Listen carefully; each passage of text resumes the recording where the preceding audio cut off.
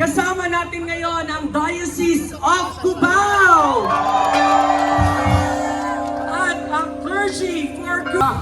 Mga opisyal, mga politiko, ginagawang gatasan ang kaban ng bayan.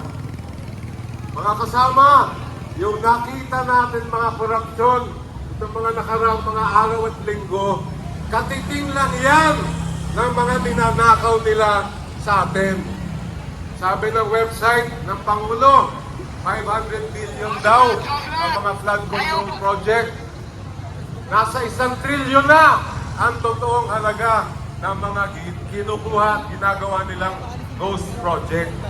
Hindi sapat dahil ang sigaw ng bayan, pananagutan.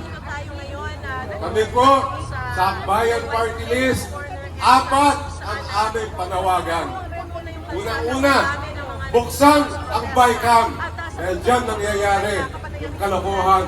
Dyan tayo nadedehado. Diyan nila ninanakaw ang pera ng bayan.